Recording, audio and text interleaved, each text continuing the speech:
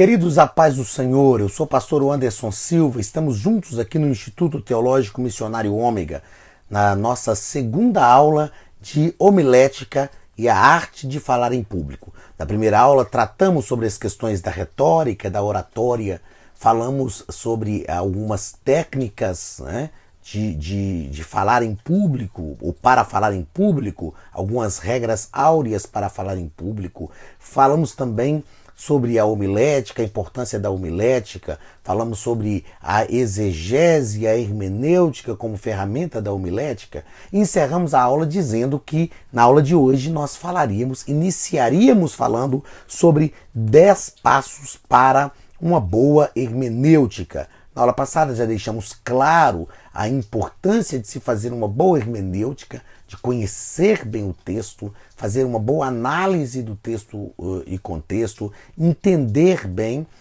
a mensagem do texto, a fim de transmitirmos uma mensagem de forma fidedigna, ou seja, não falar aquilo que o texto não fala. Vamos então a 10 passos para uma boa hermenêutica. Depois falaremos sobre análise de texto em contexto e falaremos de algumas questões homiléticas muito importantes para nós pregarmos a palavra de Deus. Então, 10 passos para uma boa hermenêutica. Primeiro passo: leia o texto em voz alta, comparando com versões diferentes para maior compreensão.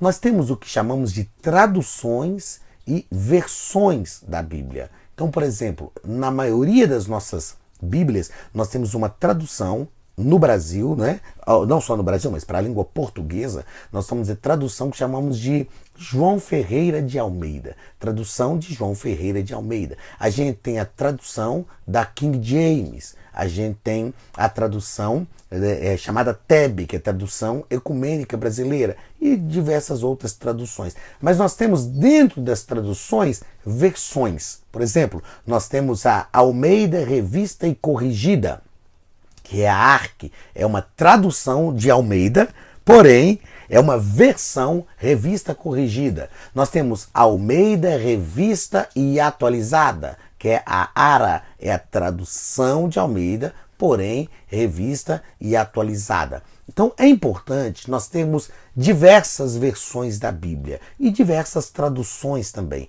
a fim de nós compararmos os textos bíblicos. Existem textos que são compreendidos melhor em uma versão específica, e existem textos que são compreendidos melhor em outra versão específica. Então, existem diversas versões hoje. Linguagem de hoje, nova tradução da linguagem de hoje, existe a tradução ecumênica brasileira, existe a versão de Jerusalém, a tradução de Jerusalém, ou Bíblia de Jerusalém, aliás, existe a nova versão internacional, existe a Almeida Revista Atualizada, Almeida Revista Corrigida, Almeida Revista e Fiel, enfim, diversas traduções da Bíblia. É bom a gente ler o texto em voz alta, porque a leitura, isso é um passo importante para uma boa hermenêutica. A leitura do texto em voz alta faz com que todo o nosso subconsciente absorva realmente o texto que estamos lendo. Ok? Então, leia o texto em voz alta e compare versões diferentes para maior compreensão. Compare versões diferentes. Eu, particularmente, gosto muito de usar para leitura de púlpito, no momento da pregação, eu gosto de usar Almeida Revista e Atualizada. A Almeida Revista Corrigida tem alguns textos que são muito eruditos. A Almeida Revista e Atualizada, na maioria dos textos, ela tem uma visão mais prática, mais popular, mais comum do texto. Mas existem textos que são melhores compreendidos na Almeida Revista e Corrigida e não na Atualizada. Eu, particularmente, gosto muito da Almeida Revista e Atualizada. Mas no momento de um estudo, no momento de leitura, no momento de análise de um texto, no momento de compreender a mensagem do texto, é sempre importante fazer esta análise de versões diferentes, a fim de que a gente compreenda o texto melhor. Segundo passo para uma boa hermenêutica: Reproduza o texto com suas próprias palavras, ou seja, o que você entendeu do texto, o que é a que você compreendeu do texto nas suas próprias palavras, né? Porque a gente pode, eu sempre falo que, eu acho engraçado que tem alguns professores ou algumas pessoas que citam diversos autores, fulano diz isso, ciclano diz aquilo, Beltrano diz aquilo, aí eu sempre falo, e você, o que você diz? Qual é a sua visão real desse texto? Então é importante a gente falar o texto com a nossa própria visão, porque isso vai nos dar uma compreensão prática do texto, não é? E não somente usando aquelas palavras eruditas que muitas vezes o texto nos propõe. Terceiro passo para uma boa hermenêutica: observe o contexto imediato e o contexto remoto. Eu vou falar disso já já de forma mais prática, análise de texto e contexto, né? E eu já disse aqui no final da aula passada que falaríamos sobre isso. É sempre importante analisar o contexto imediato. O que é o contexto imediato? Aquele que está ali perto da passagem.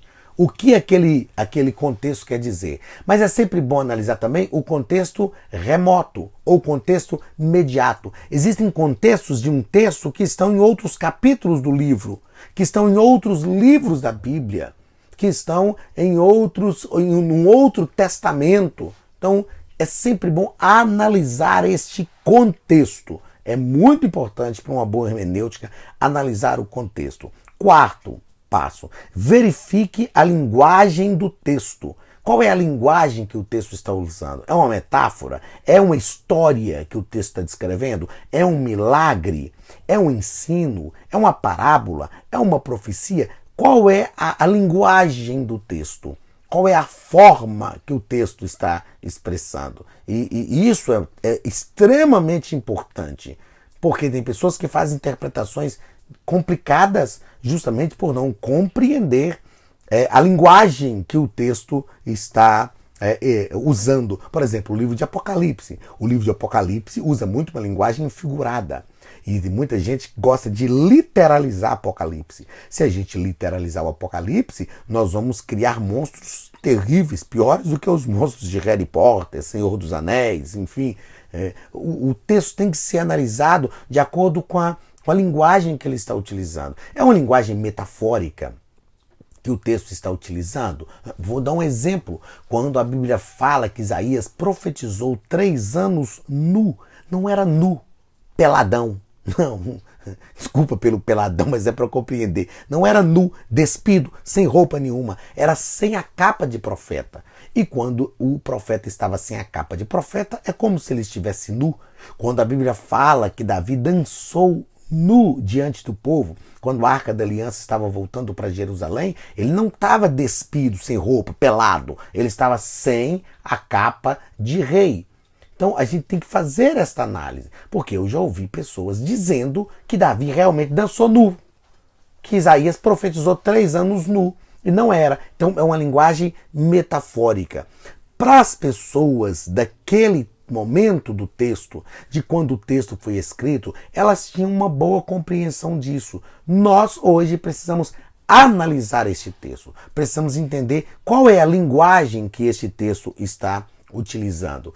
Quinto passo para uma boa hermenêutica: pesquise o significado exato das principais palavras. Aí é fazer uma análise exegética, que nós falamos no final da aula passada. É fazer uma análise exegética. O que esta palavra significa? O que este termo significa? Eu lembro de um dia que eu fui estudar o Salmo 51 e me chamou a atenção que Davi, aliás, enquanto eu me lembro aqui, permito-me recomendar uma Bíblia que é importante para a gente fazer essa análise exegética, porque ela já vem assim, um negócio bem mastigado para quem não conhece profundamente texto original. Chama Bíblia Palavra-Chave. A Bíblia Palavra-Chave, em diversas palavras, ela tem um códigozinho e quando você vai lá no final dela, ela vai falar o significado, a forma que expressa aquela palavra na língua original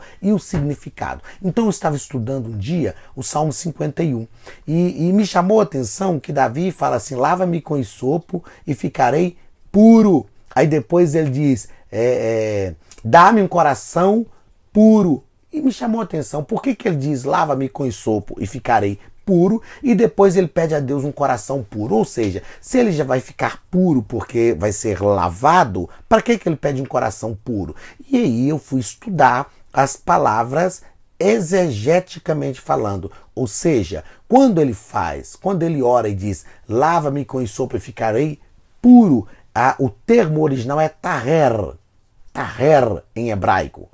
Mas quando ele diz dá-me um coração puro, o termo no original é tahor. Qual é a diferença? É a mesma raiz, só que taher é aquilo que está sujo e a gente lava e se torna limpo, se torna puro.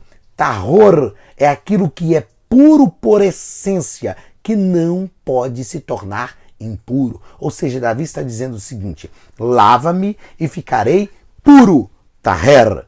Mas quando o Senhor for mexer no meu coração, eu não quero que o Senhor simplesmente purifique o meu coração. Eu quero que o Senhor tire o meu coração e coloque um coração puro, tahor, que não pode se tornar impuro. Ou seja, um coração como o coração do próprio Deus. Então perceba que mesmo, como eu disse na aula passada, não tendo um domínio das línguas originais, mas é possível fazer essa análise. É possível pesquisar este significado das principais palavras, porque isso vai facilitar e muito a compreensão do texto.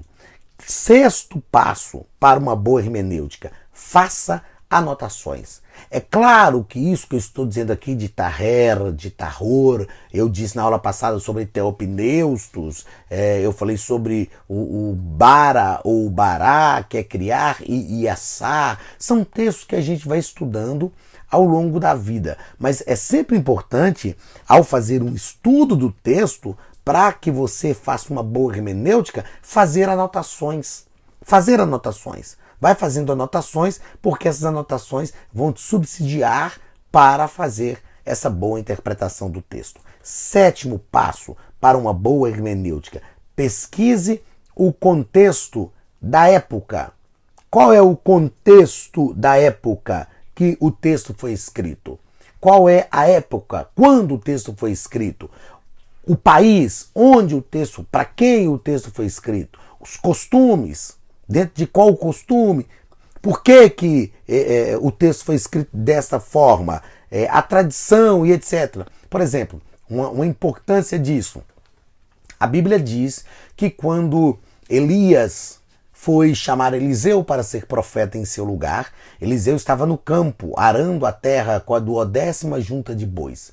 A Bíblia diz que Elias chegou e jogou a capa sobre Eliseu. E quando ele joga a capa sobre Eliseu, Eliseu diz assim, permita-me matar 2 juntas de bois e despedir da minha família. E Elias fala com Eliseu, vai e volta depressa, porque você já sabe o que eu te tenho feito. O que quer dizer jogar a capa de profeta sobre ele? E ele já falar, olha, eu vou fazer um churrasco, despedir da minha família e vou voltar e te seguir. Para nós isso não tem significado nenhum. Mas naquele tempo o profeta era reconhecido pela sua capa. Não me pergunte como era a capa de profeta, mas dentro do contexto da época, o profeta era reconhecido pela sua capa. Você vai encontrar isso no primeiro livro de Samuel, quando Saul foi buscar o auxílio de Samuel, porque as jumentas do pai haviam se perdido. Ele e o servo chegaram na cidade, encontraram as mulheres e perguntaram pelo profeta. E elas disseram, ele não chegou, mas ele vai chegar para almoçar. e ninguém almoça antes que ele chegue. Vocês o reconhecerão porque ele estará envolto numa capa, ele estará usando uma capa. Então havia capa de profeta. Então as pessoas daquele tempo sabiam que quando o profeta jogava a capa sobre alguém, essa pessoa que recebia a capa sobre ele entendia, ele está me chamando para ser profeta no lugar dele. Então é preciso ter esta compreensão do contexto da época, do momento em que o texto foi escrito, para quem o texto foi escrito, em qual linguagem o texto foi escrito, porque aí nós vamos conseguir realmente compreender a mensagem do texto e fazer uma boa hermenêutica.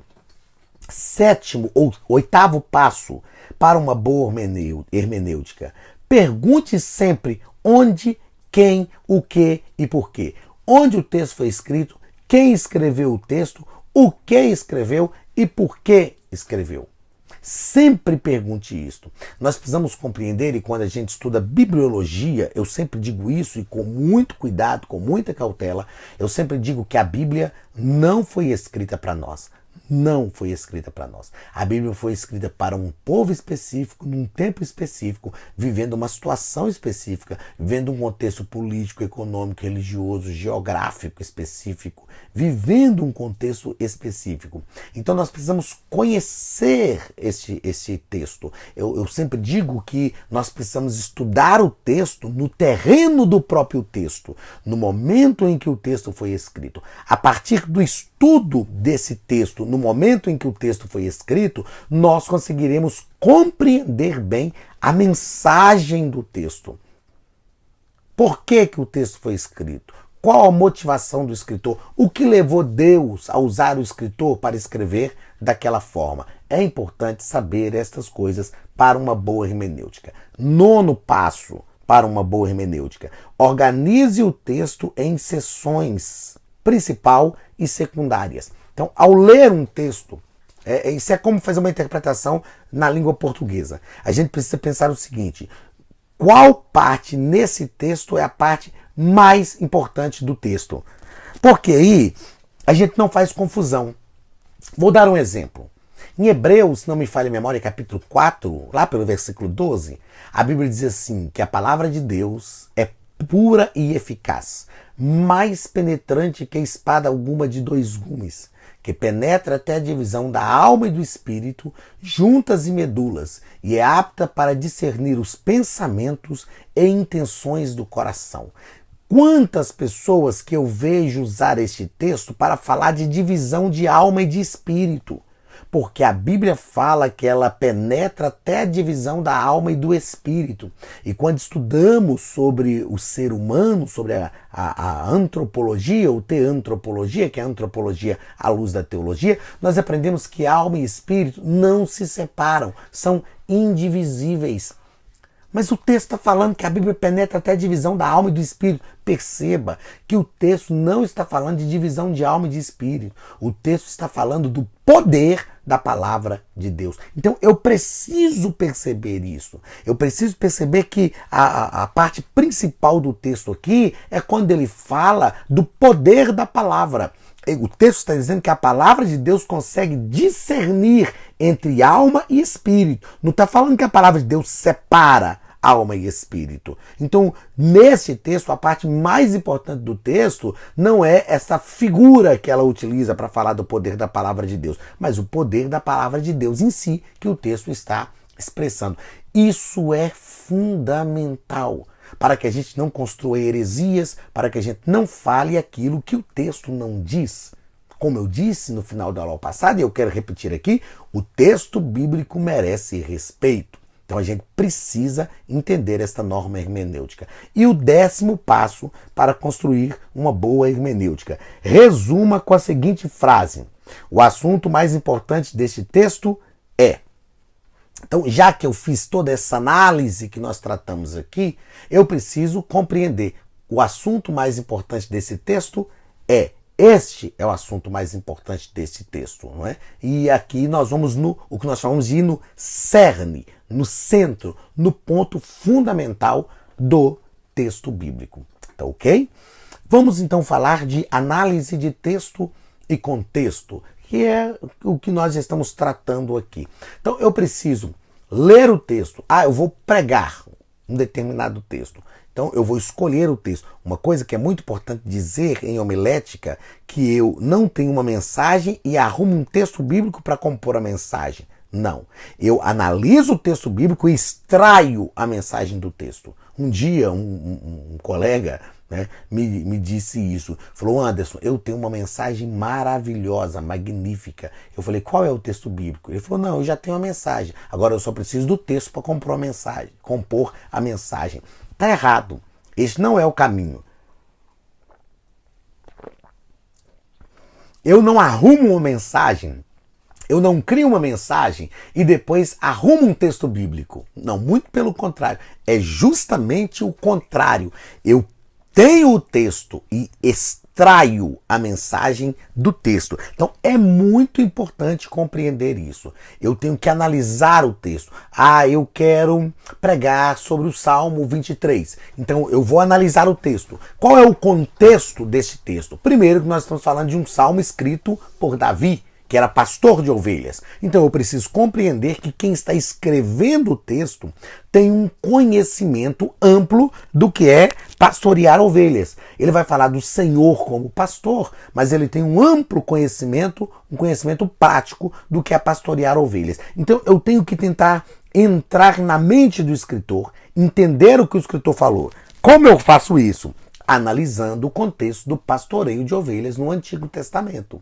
Então eu vou compreender, vou fazer análise desse texto, do contexto. Qual é o contexto do Salmo 23? Um pastor que está pastoreando, que está cuidando. Então quando ele fala: ainda que eu ande pelo vale da morte, não temerei mal nenhum, porque tu estás comigo. Então eu preciso compreender que o pastor naquele tempo conduzia a ovelha no deserto e ele passava em alguns lugares, alguns precipícios complicados, florestas fechadas, que eram chamados de vales da morte.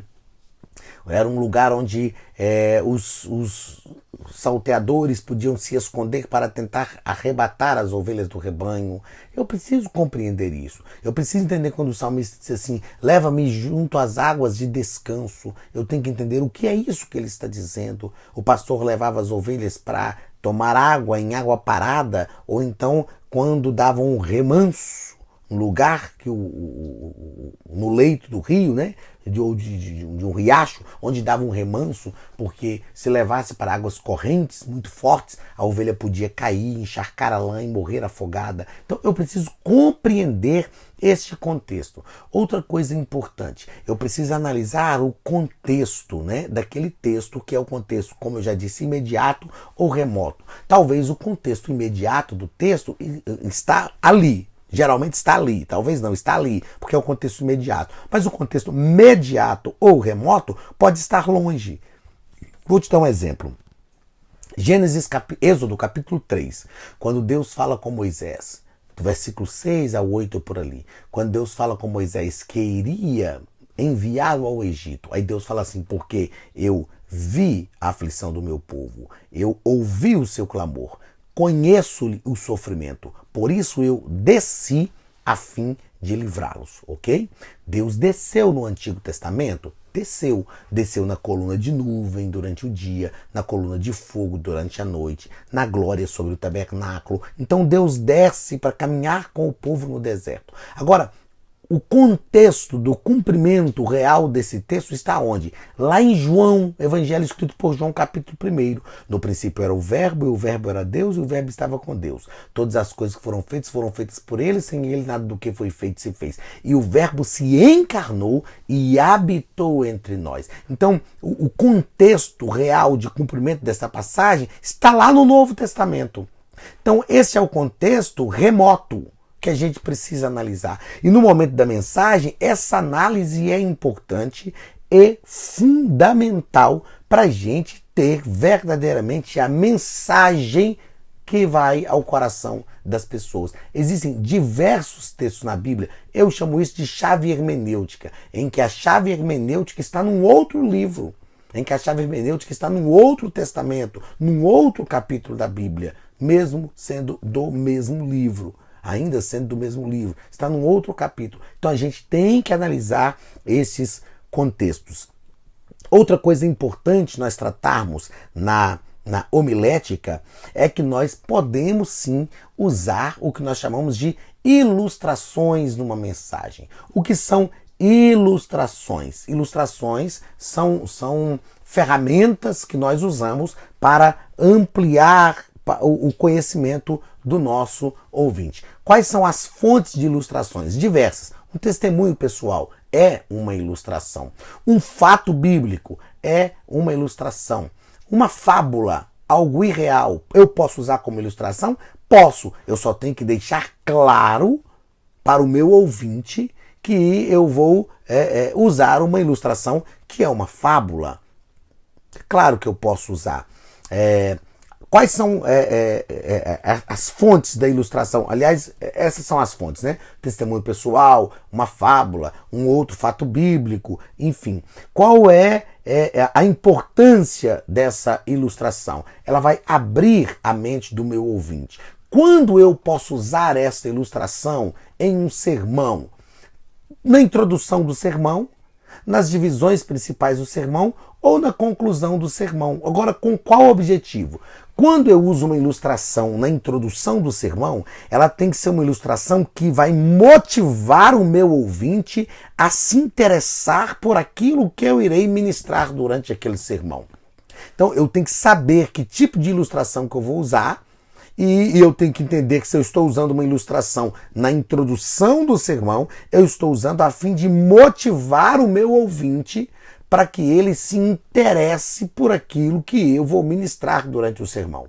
Se eu uso uma ilustração nas divisões principais, que é o que nós chamamos de corpo do sermão, essa ilustração tem que objetivar, fixar na mente do meu ouvinte aquilo que eu estou ensinando durante a ministração.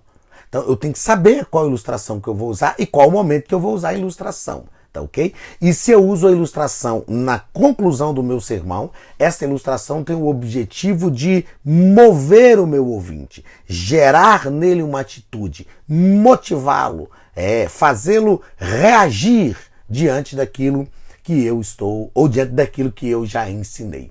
Ok? Então, as ilustrações podem ser históricas. Né? Você pode contar um fato bíblico, você pode contar um fato histórico, você pode contar uma fábula, como eu falei, você pode contar um testemunho pessoal.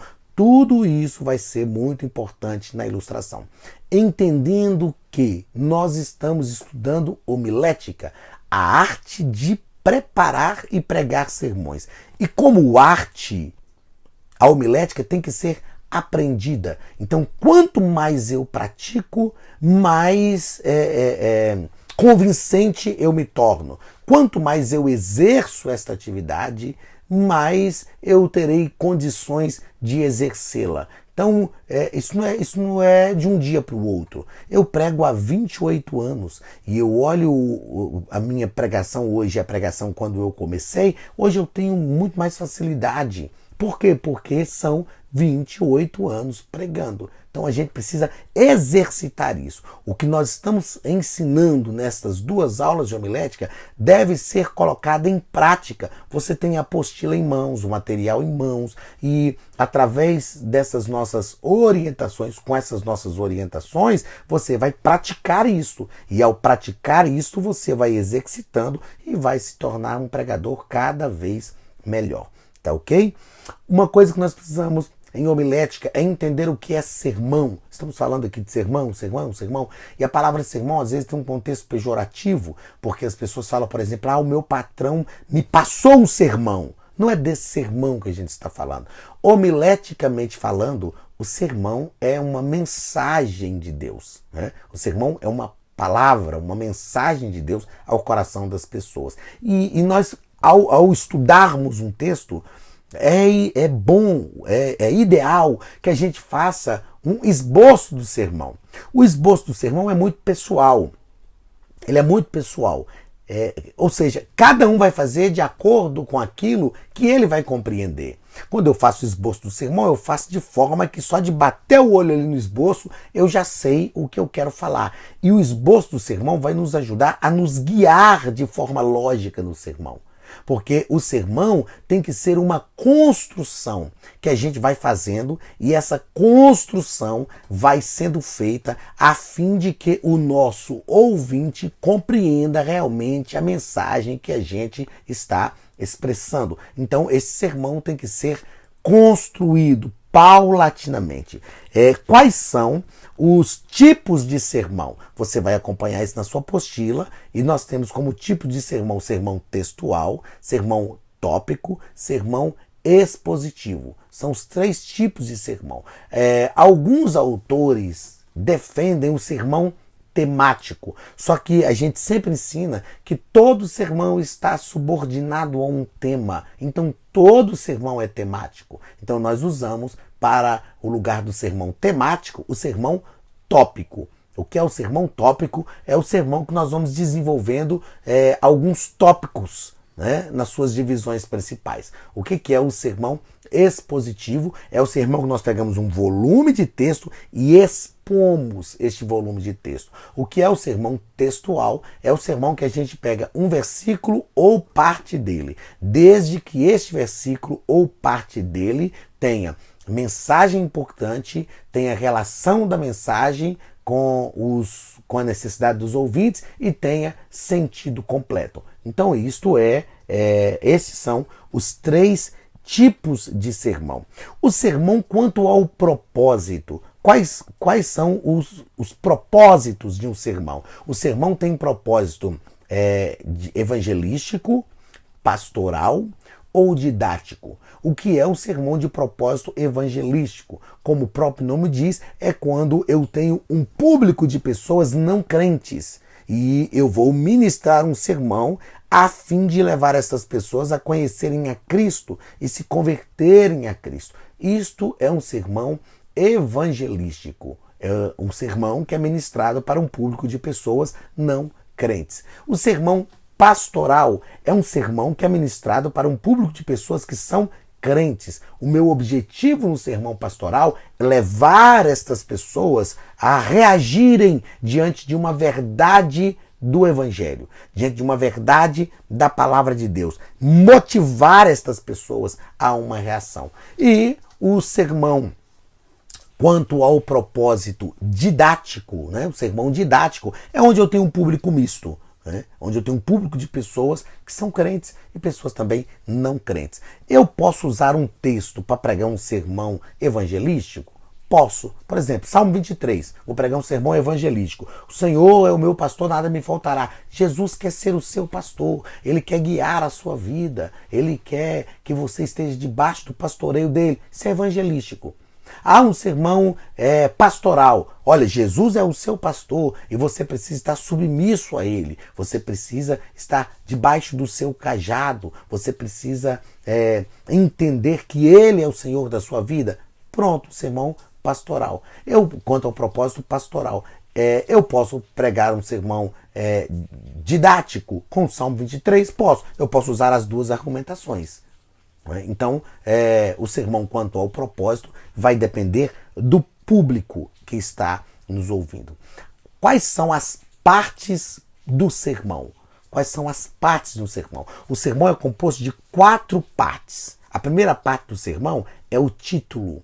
O sermão não tem tema. O tema é muito amplo. Né? Então nós temos um assunto, aí temos um tema que delimita o assunto e temos um título que delimita o tema. Então a primeira parte do sermão é um título. O sermão tem que ter um título. A segunda parte do sermão é a introdução. É o momento que eu vou gerar no meu ouvinte o interesse por aquilo que eu vou ministrar. É o momento que eu lanço os pressupostos do meu sermão. Isso é a introdução. A terceira parte do sermão são as divisões principais. É o que eu chamo de corpo do sermão. É onde eu realmente desenvolvo a mensagem do sermão. É ali que eu exploro o texto. É ali que eu apresento as ideias do texto, nas divisões principais ou no corpo do sermão. E a última parte do sermão é a conclusão. É o momento que eu concluo o sermão, fecho o sermão e mostro para o ouvinte que eu cumpri o objetivo que eu havia proposto na introdução do sermão. Então é muito importante nós montarmos o esboço do sermão com estas 4 divisões, com essas 4 partes do sermão. Tá ok? Então o sermão é uma palavra de Deus, o sermão homileticamente falando é a palavra de Deus e que é dividido nessas 4 partes. Eu quero fechar a aula de homilética falando de 3 perspectivas diferentes da homilética. A primeira perspectiva eu chamo aqui de da pesquisa ao púlpito. Ou seja, o momento que eu começo a pesquisar o texto, o momento que eu começo a fazer uma análise, estudar o texto, até o momento que eu chego no púlpito.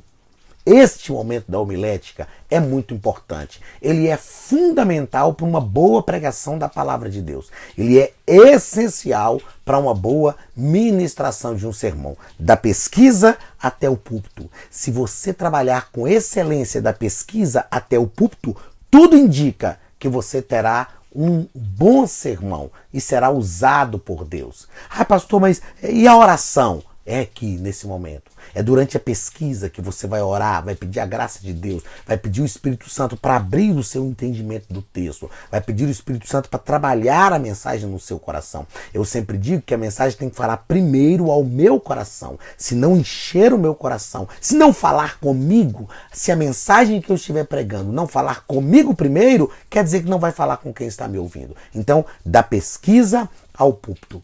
O segundo momento importante da homilética é do púlpito ao ouvinte. Como eu vou ministrar o sermão? Quais as palavras que eu vou usar? Eu conheço a necessidade dos meus ouvintes, eu sei o que eles realmente precisam ouvir, que é a palavra de Deus. Então, do púlpito ao ouvinte, se é importante que eu tenha um trabalho de excelência da pesquisa ao púlpito, é importantíssimo que eu trabalhe com excelência também do púlpito ao ouvinte. As palavras certas, a entonação de voz, a gesticulação correta, a expressão facial correta, o vocabulário correto para o meu ouvinte compreender a palavra de Deus, isso é do púlpito ao ouvinte. O terceiro momento importantíssimo de um sermão é o que eu chamo do ouvinte à prática. É quando eu proponho na minha mensagem, eu proponho para o ouvinte qual é a prática que aquela mensagem exige dele. O que aquele sermão que eu estou pregando exige dele na prática. Isso é extremamente relevante, porque não há que se pregar um sermão que não nos projete para a prática. Todo sermão tem que ser ministrado a fim de nos projetar para a prática. Então eu preciso persuadir o meu ouvinte. O que é persuadir? É levar o meu ouvinte é convencê-lo, é mostrar para ele a importância da prática diante daquilo que eu acabei de ensinar. Então essas 3 ações, atitudes na homilética são muito importantes e devem ser um trabalho feito com muita excelência. Da pesquisa ao púlpito, excelência. Do púlpito ao ouvinte, excelência. E do ouvinte à prática, excelência. E com toda certeza, passando por estes caminhos, obedecendo estes critérios e suplicando, sem dúvida nenhuma, constantemente, a graça de Deus sobre a sua vida e pedindo ao Espírito Santo que trabalhe o seu coração, que abra a sua mente para a compreensão da mensagem, meu querido, Deus vai te usar de forma poderosa para a pregação da palavra de Deus. O meu desejo é que o Espírito Santo realmente te use como um pregador eloquente e um pregador convincente, que você seja a boca de Deus para os ouvintes, que você seja a voz de Deus para aqueles que ouvem a tua pregação. Deus te abençoe, chegamos ao final da nossa aula. Fica aqui mais uma vez o abraço do pastor Anderson Silva a todos vocês, nossos alunos do Instituto Teológico Missionário Ômega. Que a bênção de Deus esteja sobre a sua vida, sobre a sua casa e que Deus te use poderosamente para a pregação da palavra de Deus. Deus te abençoe e te prospere em tudo, em nome de Jesus.